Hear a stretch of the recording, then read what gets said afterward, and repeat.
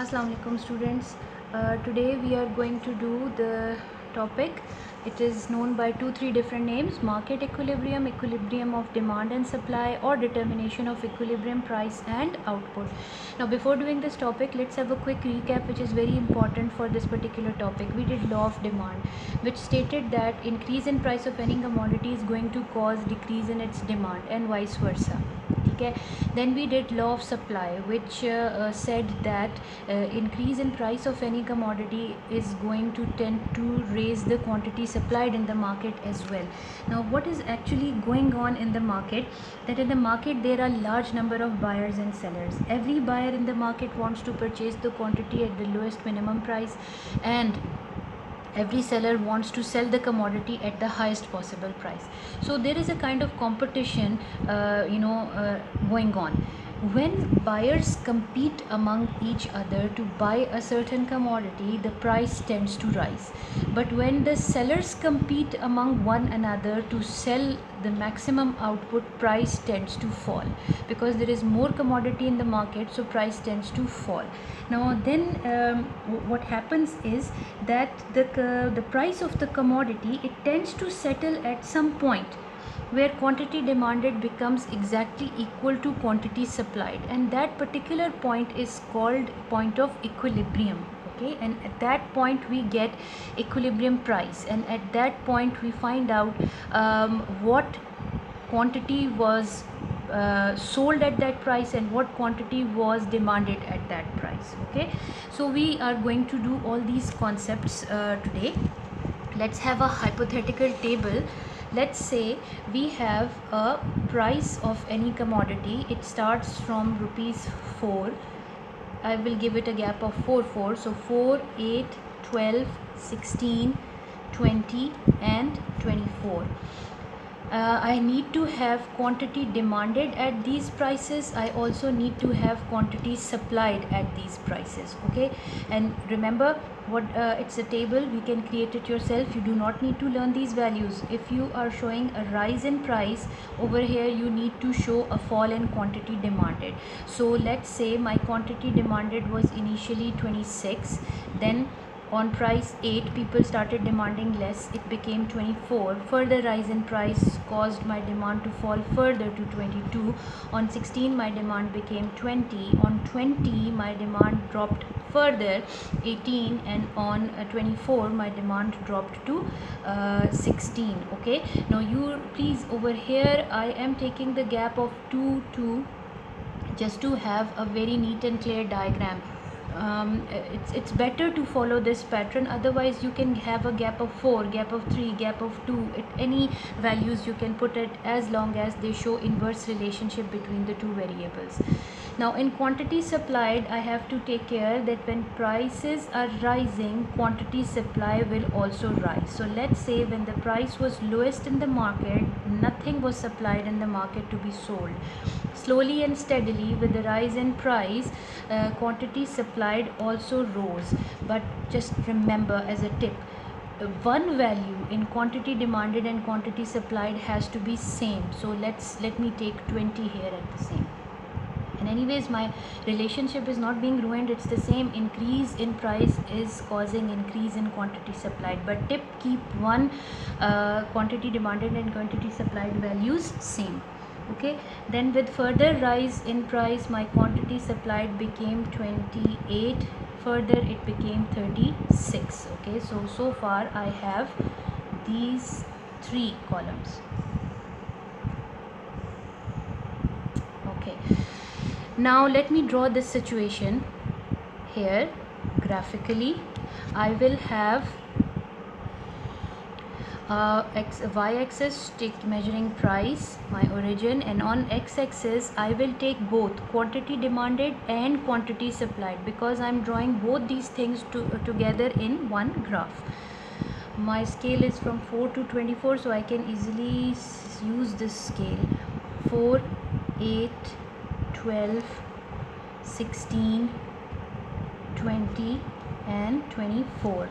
Now over here I have my maximum values are till 26 in this column and 36 in this column, so my maximum value should go up to 36.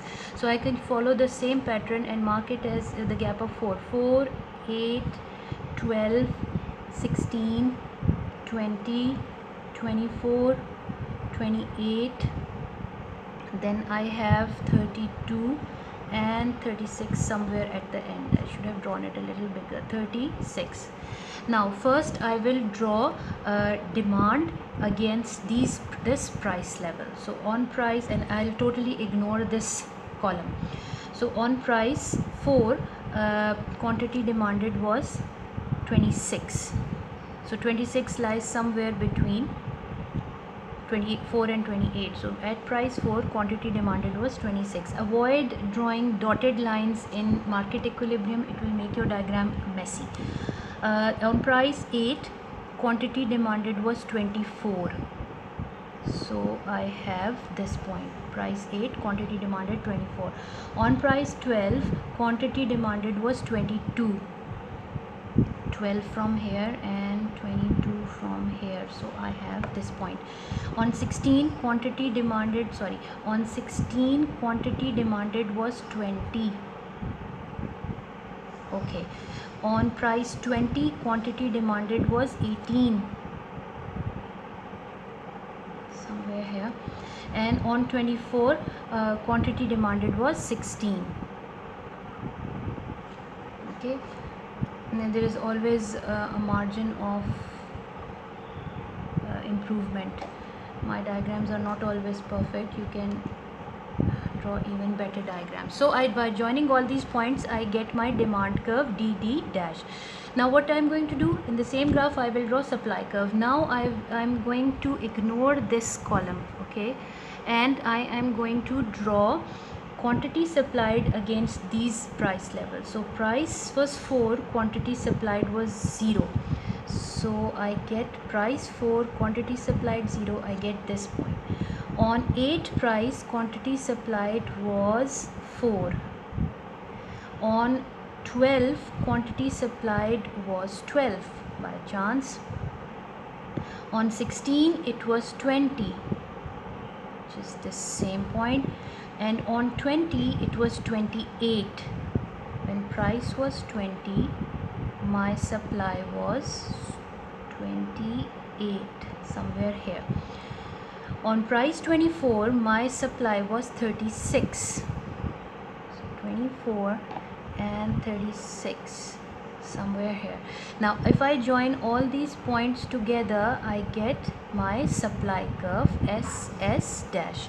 Now the point where these two intersect each other is called point of equilibrium. It is with this point of equilibrium we can show the equilibrium price. Okay, we knew it already from here that equilibrium is a price where forces of demand and supply become equal to each other. At that level, whatever the price is, that is called equilibrium price. So I'm just showing the same 16 level where they intersected and marking it as PE to show equilibrium price. Now what was the quantity demanded and supplied at this point? It was 20. Okay, so this is my equilibrium output where quantity demanded is equal to quantity supplied. Now I have, when you are explaining market equilibrium, you have to show this point specifically and the situations otherwise, that is this area and this area. Now what is happening in this area?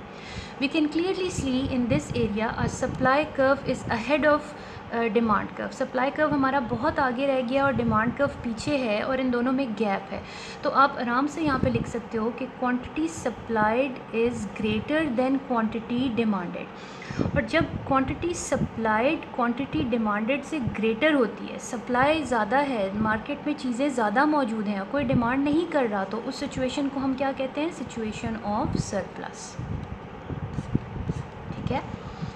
अब जब surplus की situation होती है तो क्या होता है? Market में अनसोल्ड आइटम्स पड़े हुए हैं, तो सेलर्स डेस्परेट हो जाते हैं, वो आपस में कम्पीट करते हैं, प्राइस को गिराते चले जाते हैं, तो अल्टीमेटली प्राइस गिरना शुरू हो जाती है.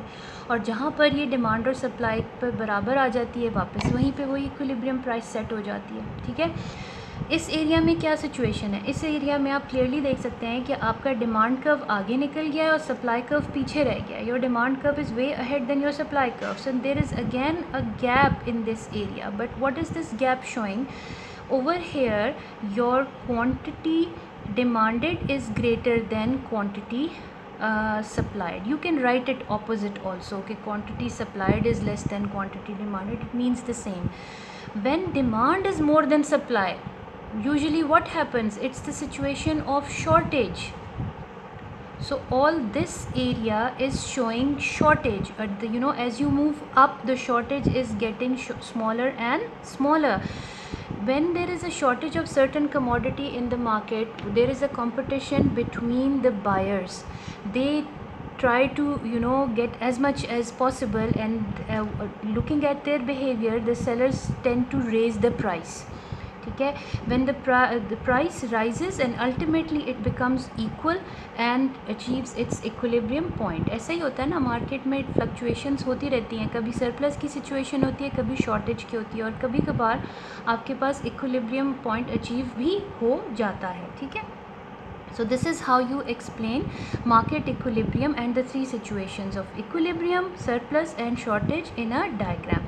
अब ये जो बातें मैंने यहाँ ज़बानी बताई हैं, ये तो मस्ट है कि इकोनॉमिक्स में आपको ख़ास तौर पे माइक्रो इकोनॉमिक्स में वही चीज़ें टेबल में भी बतानी पड़ती हैं. बल्कि टेबल में आप पहले बताते हैं जब आप अपना आंसर अटैम्प्ट करते हैं, और फिर बाद में उसको ड्रॉ करके आप रिटन वर्ड्स में उसको एक्सप्लेन करते हैं. तो ये अब आप एक्सप्लेन भी कर सकते हैं. अब आप इसमें नेक्स्ट यहाँ पर आपका क्या कॉलम आना चाहिए. ये जो सारी ज़बानी बातें मैंने यहाँ पे की हैं, यहाँ पर आपको नंबर्स की फॉर्म में लिखने पड़ेंगी कि जब आपकी होगी, ठीक है, प्राइस थी, प्राइस पे क्वांटिटी डिमांडेड आ गई, प्राइस पे क्वांटिटी सप्लाइड आ गई.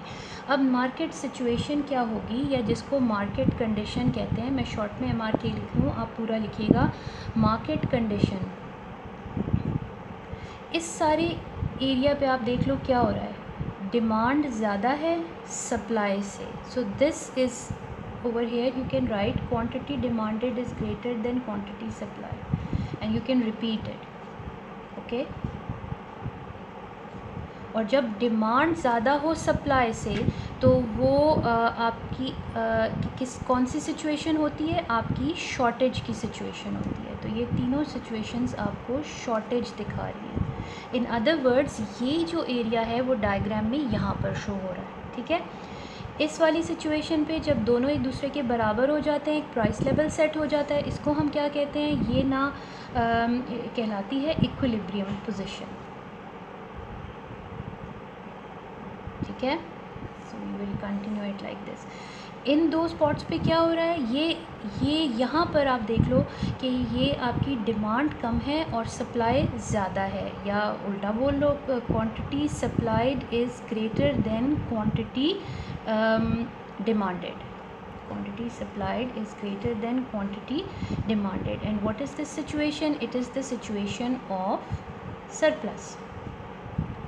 ठीक. फिर जो ज़बानी हमने कहा कि प्राइस लेवल चेंज होता है. ठीक है. आपकी प्राइस लेवल का क्या पैटर्न होगा बदलने का, वो भी हम यहाँ पे मेज़र करते हैं. प्राइस चेंज का आप उसकी हेडिंग दे दो, और वो किस किस्म की होगी कि जब डिमांड सप्लाई से ज़्यादा होती है, जब शॉर्टेज की सिचुएशन होती है, ये सिचुएशन होती है, तो प्राइस टेंड्स टू राइज. ज़ाहिर है लोग एक दूसरे के साथ compete करते हैं, ज़्यादा से ज़्यादा देने के लिए राज़ी होते हैं, तो प्राइस क्या करती है, राइज़ करती है.